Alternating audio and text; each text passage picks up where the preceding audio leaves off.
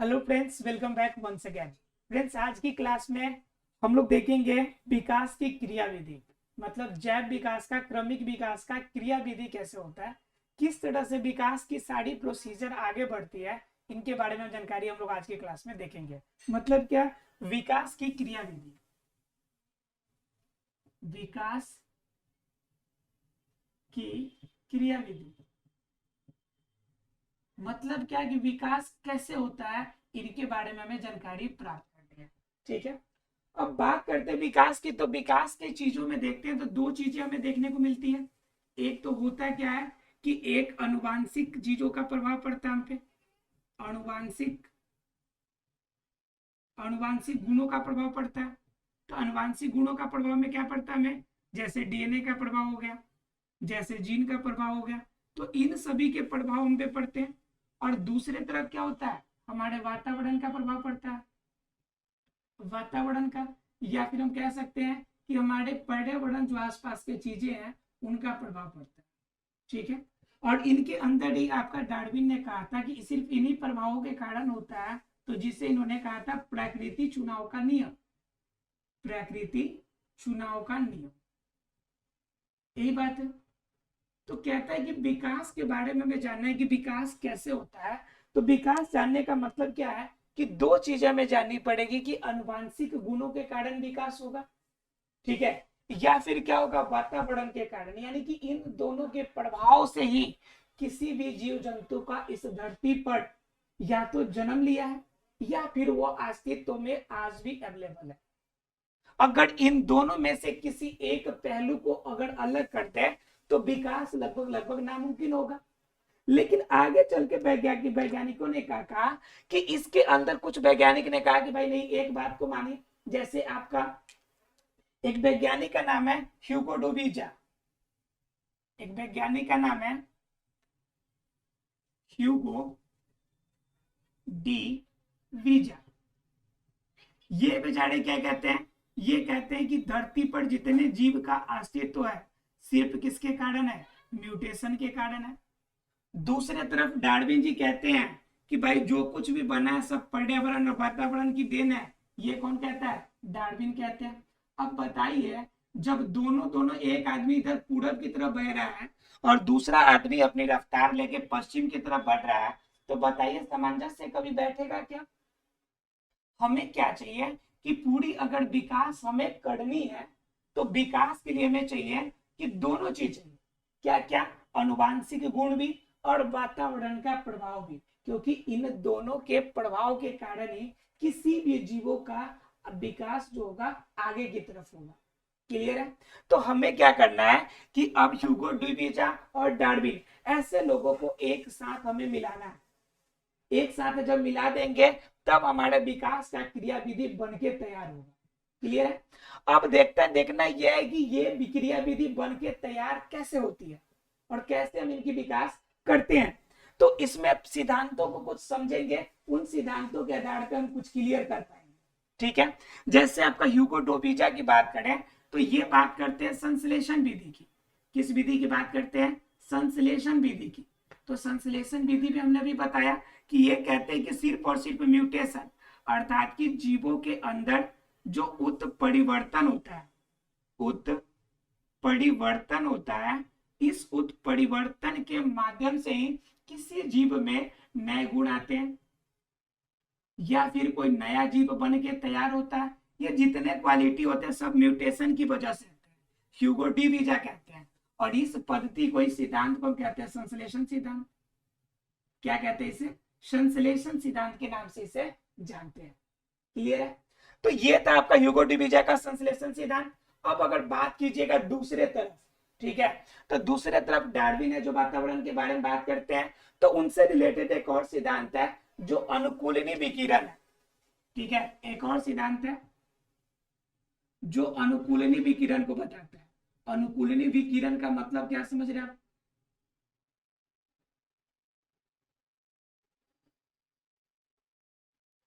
विकिरण का मतलब क्या समझते हैं आप, अनुकूलन समझते हैं आप लोग कि कोई भी जीव अपने आप को इस धरती पे समाहित करने के लिए कुछ अनुकूलताएं अपनाता है, कुछ अनुकूलताएं अपनाता है।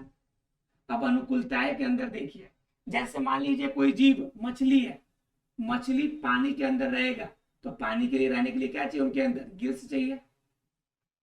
आपका मेढक उभयचर है, तो उभयचर है जिसके अंदर पानी और स्थल दोनों पे रहने वाले जीव चाहिए, दोनों व्यवस्था चाहिए जो दोनों जगह पे रह सकता है। मानव सिर्फ धरती पे रहता है, तो उनको जलीय वाला कोई स्ट्रक्चर उनमें नहीं है, जलीय वाला कोई भी आपका स्ट्रक्चर इनमें नहीं अवेलेबल है।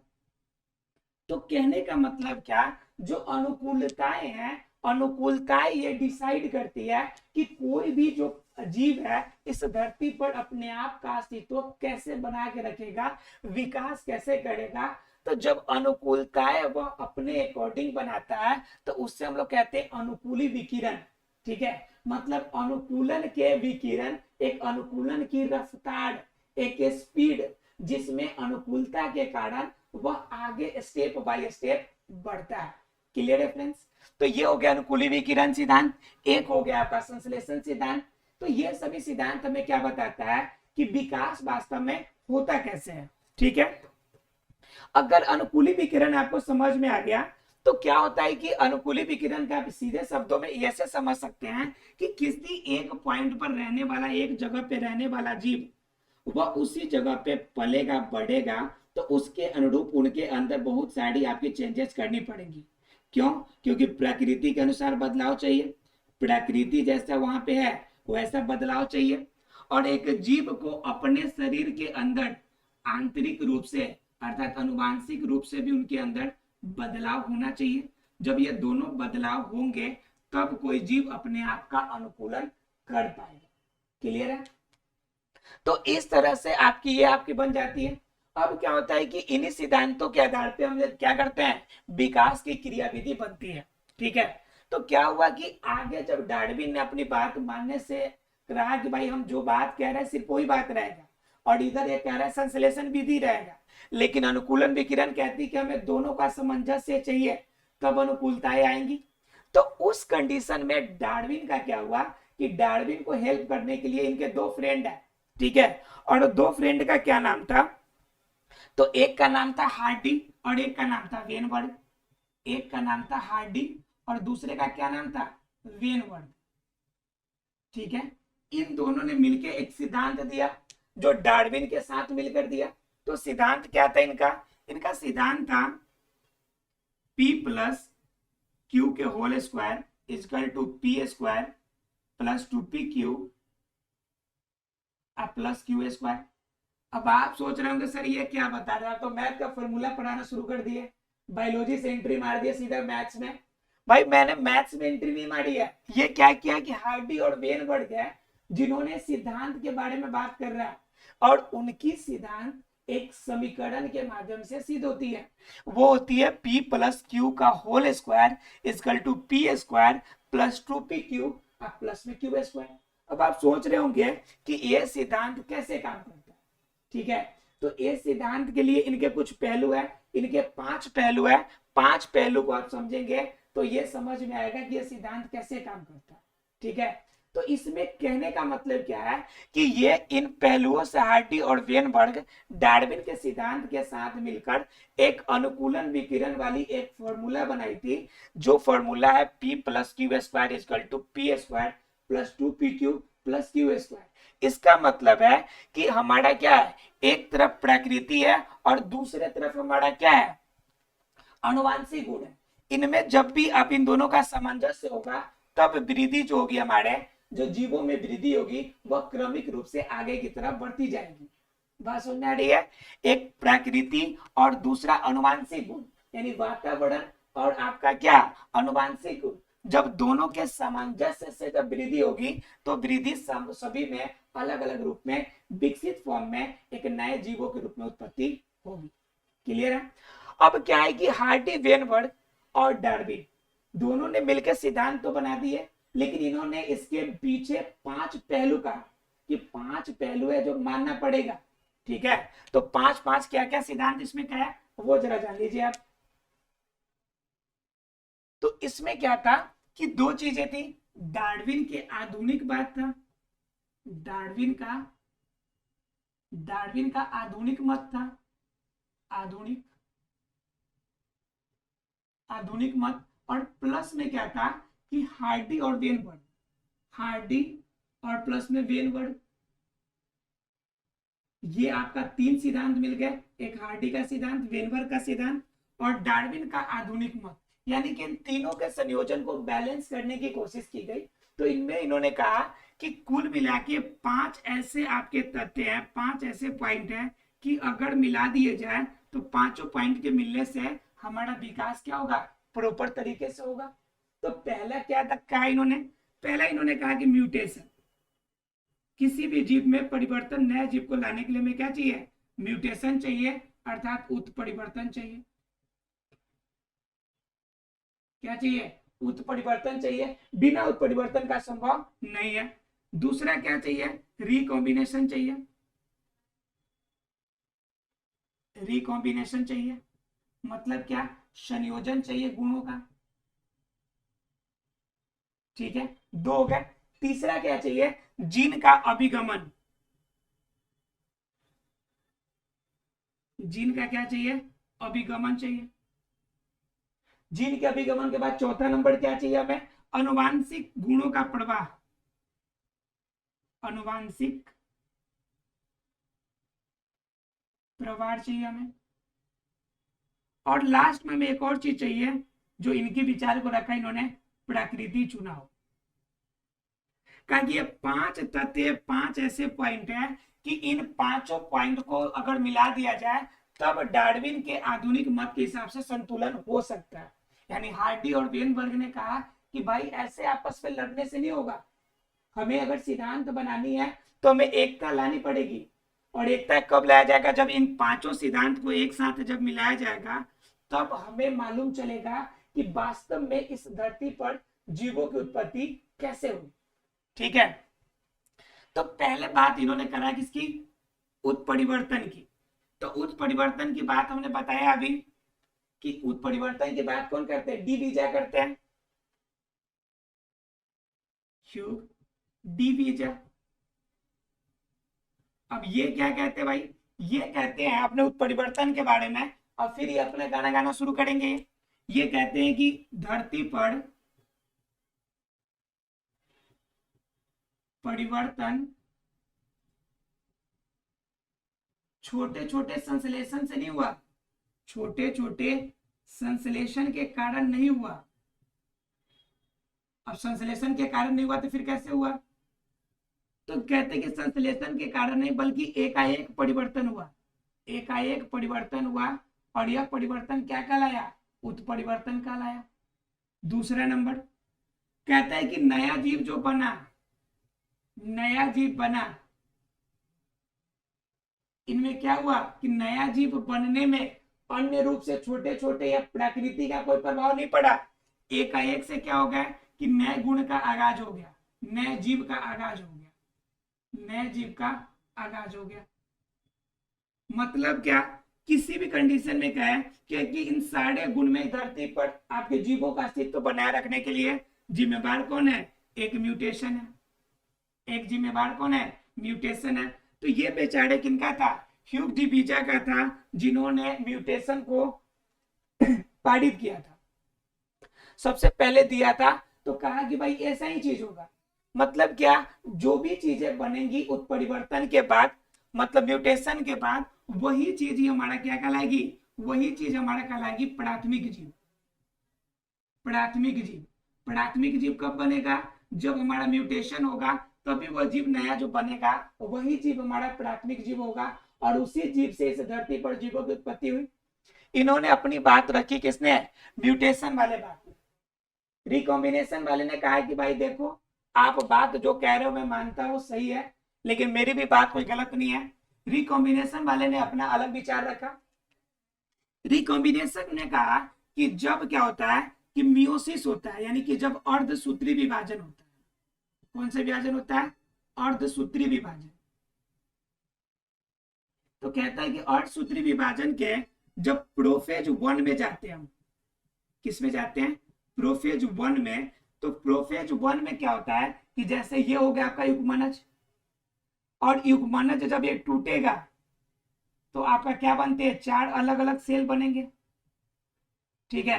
उसे पहले से समझ में आएगा, तब ऐसे नहीं आ पाएगा। देखिए क्या हो गया कि जैसे मान लीजिए कि ये दोनों आपका मेल और फीमेल का हैप्लॉइड है। हैप्लॉइड का मतलब अगुणित, ये मेल का है फीमेल का है, दोनों से मिलने के बाद बना यहाँ पे युग्मनज। ठीक है, और युग्मनज के अंदर प्रोफेज 1 आया और प्रोफेज 1 में 4 नए सेल बने। कितनी कोशिकाएं बनी? 4 नई कोशिकाएं बनी। बात समझ में आ रहा है? ये मेल फीमेल मतलब कि ये पिता है और ये माता है, इनसे युग्मनज यानी एक बच्चे के रूप में बना और एक सेल से 4 नए सेल बने। कहे ये क्या बोले कि इनके अंदर जो गुण सूत्र था, जो सेल था, इसमें जो सेल था, तो यहाँ पे आके जो सेल मिला और इन सेल की वजह से जो टूट टूट कर यहाँ पे आके जुड़े हैं, इन सब के अंदर अलग अलग गुण होंगे। कहता यह कि जिस रूप में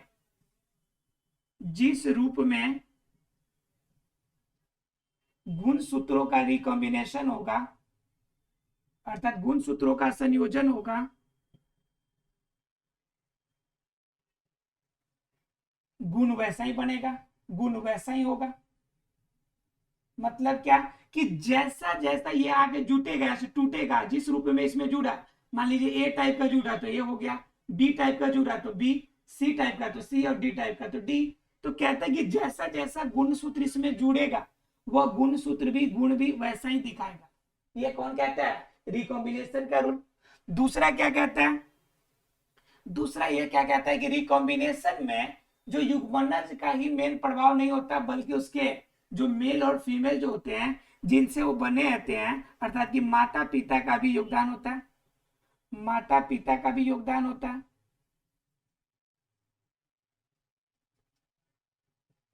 और सारा प्रभाव इनके अंदर डीएनए और गुणसूत्र के कारण ही होता है। डीएनए, गुणसूत्र और जीन गुणसूत्र के कारण ही होते हैं। क्लियर है? तो ये इन्होंने बताया किसमें?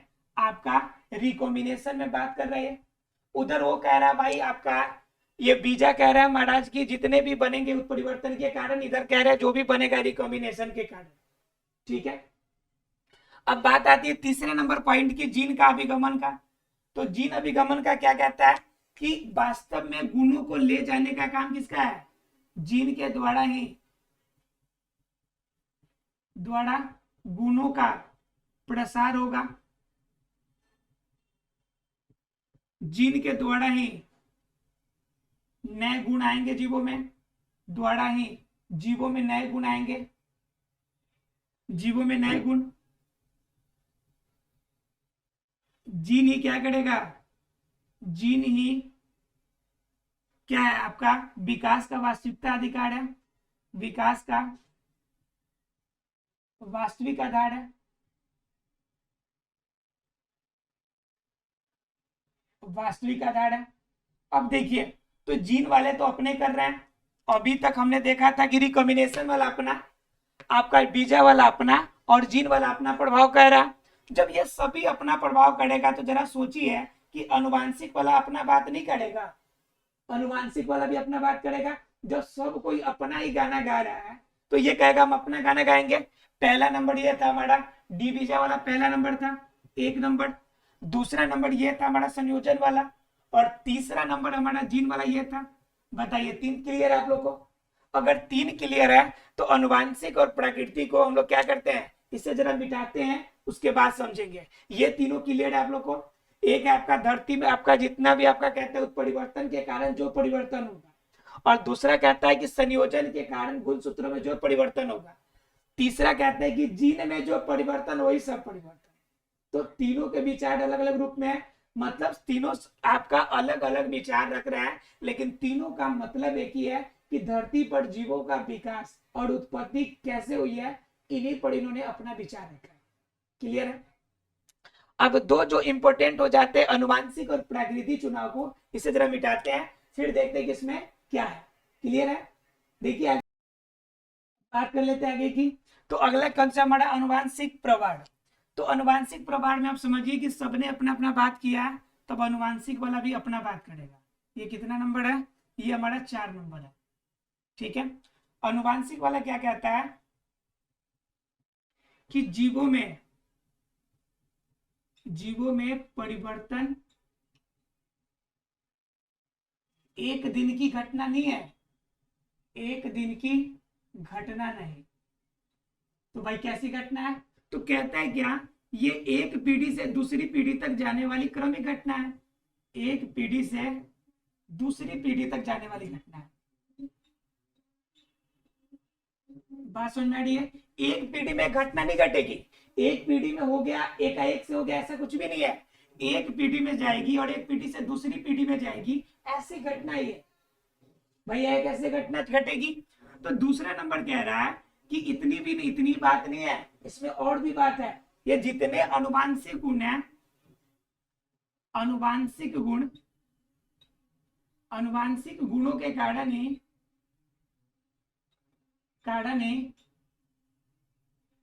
क्रमिक परिवर्तन हुए हैं, क्रमिक परिवर्तन हमें देखने को मिला है, परिवर्तन देखने को मिला है। मतलब क्या, जितने भी हमें क्रमिक परिवर्तन देखने को मिले हैं, विकास के रूप में जो क्रमिक परिवर्तन हुए, ये सब किसकी देन है? यह सिर्फ अनुवांशिकता की देन है। ठीक है। उसके बाद क्या कि अनुवांशिक गुणों के कारण ही क्रमिक परिवर्तन देखने को मिला है, ये बात है। उसके बाद कह रहे कि जो भी परिवर्तन होगा अनुवांशिक गुणों के कारण ही होगा, और अनुवांशिक के कारण ही क्या होंगे कि इस धरती पर जीवों का अस्तित्व होगा, धरती पर जीवों का अस्तित्व। क्लियर है? सीधे शब्दों में कहें कि ये अपनी गाथा गाएंगे किसके बारे में? अनुवांशिक गुणों के बारे में, मतलब एक पीढ़ी से दूसरी पीढ़ी तक जाने वाले गुणों के बारे में। अब समझिए कि प्रकृति चुनाव का नियम क्या कहेगा। प्रकृति चुनाव के नियम को तो हम लोग बड़ी डिटेल में समझे थे। तो प्रकृति चुनाव के नियम कहते हैं कि हम चुनाव जो करेंगे वो 3 तरीके से करेंगे। एक तो करेंगे अस्थाई, एक कैसा चुनाव करेंगे? अस्थाई चुनाव। दूसरा क्या करेंगे? दिशात्मक चुनाव। और तीसरा क्या करेंगे? विघटनकारी चुनाव। और 3 चुनाव के बदौलत आपकी क्या करेगी? धरती पर जीवों की उत्पत्ति रहेगी। कहते हैं कि भाई ये 3 है, और इस 3 चुनाव के कारण ही धरती पर जीवों की क्या रहेगी? अस्तित्व बरकरार रहेगी। अब जरा सोचिए कि 3 चुनाव के कारण कैसे रहेगा। तो पहला कहता है अस्थाई चुनाव। अस्थाई चुनाव में क्या होगा कि जो गुण किसी जीवों में आ जाए, किसी जीवों में आए, अगर कोई गुण किसी भी जीव में आ जाए, कोई भी गुण किसी जीव में आ जाए, तो वो क्या चलेगी? वो वंशानुगत चलेगी। तो ये कैसा गुण होगा? अस्थाई चुनाव का, बिल्कुल अस्थाई होगा, उसमें कोई चेंज नहीं होगा। तीसरा चुनाव क्या होगा? दिशात्मक चुनाव में क्या होगा कि प्रकृति अपनी रुख बदलती है,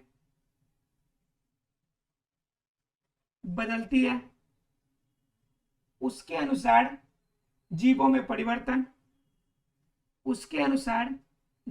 परिवर्तन जो है। बात समझ में आ रही है आपको? मतलब क्या, प्रकृति अपना रवैया तो बदलेगी, और अपना रवैया जैसे बदलेगी, जीवों में जब परिवर्तन आएगा तो ये क्या होगा? दिशात्मक चुनाव होगा। तो वह कहलाता है आपका दिशात्मक चुनाव हुआ है। और लास्ट वाला बच गया आपका विघटनकारी। विघटनकारी मतलब क्या? जब कोई जीव अपने आप को इस धरती पे बैलेंस नहीं कर पाएगा, इस धरती पर बैलेंस नहीं कर पाएगा। जब बैलेंस नहीं कर पाएगा तो क्या होगा भाई? जब बैलेंस नहीं कर पाएगा तो उसकी विघटन हो जाएगी और वो उसकी समाप्ति हो जाएगी। ये कहता है आपका विघटनकारी चुनाव। मतलब क्या? प्रकृति चुनाव के 3 खंड, 3 नियम, जिसमें क्या, एक तो जो नियम में परिवर्तन हुआ तो वंशानुगत तो परिवर्तन होता चला जाएगा। एक होगा कि प्रकृति में चेंजेस के हिसाब से आप में चेंजेस आ गए तो वो नियम। एक होता है आपका विघटनकारी चुनाव, मतलब कि जो कोई जीव अपने आप को इस धरती पर बैलेंस नहीं कर पाएगा, उसकी कहानी खत्म। तो ये होगा। तो इस तरह से कहे कि अगर इन सब के जो नियम अलग अलग अपना अपना गीत जो गा रहे हैं, अगर सभी गानों को जब एक सुर और एक लय में पिरो दिया जाए तो हमारी क्या होगी, क्रमिक विकास के क्रम में निकलकर आती है। ये इन्होंने डार्विन के आधुनिक मत के रूप में हार्डी और वेनवर्थ ने सबको यह बात बताया। क्लियर है सबको? मतलब क्या कि इन सभी को जो अलग अलग रूप में हम देखते हैं, इन सब को क्या करेंगे, एक साथ हम मिलाएंगे, और एक साथ मिलाने के बाद हम क्या करेंगे कि मिलाने के बाद हमें जो विकास की प्रवृत्ति हमें मिलेगी उसी को हम क्या कहेंगे, विकास की असली क्रियावृत्ति। ठीक है, अब बात कर लेते हैं कि धरती पर विकास का क्रमिक रूप में विकास कैसे हुआ, कब से स्टार्टअप हुआ। ठीक है, तो धरती पे उत्पत्ति की अगर बात की जाए जीवों की तो लगभग कही जाती है 2000 वर्ष पूर्व, 2000 मिलियन वर्ष पूर्व। ठीक है, इतने मिलियन वर्ष पूर्व की बात कही जाती है कि धरती पर जीवों की अस्तित्व रही थी। ठीक है, लेकिन धीरे धीरे क्या हो गया कि उसके बाद अस्तित्व बनी, लेकिन कैसे बनी उसका कोई आइडिया नहीं था। ऐसा माना जाता है लगभग 300 मिलियन वर्ष पहले क्या था कि 300 मिलियन वर्ष पहले पहली बार मछली बनी थी जो पंखों वाली थी, मतलब मछली और पंख एक साथ में, मतलब आर्कोपेटेरिक्स जो हमें मिला था, जिसके अंदर आपका मछली का और उड़ने वाले पंछी का दोनों का गुण था। तो उस तरह का आपको 300 मिलियन वर्ष पहले मिला था।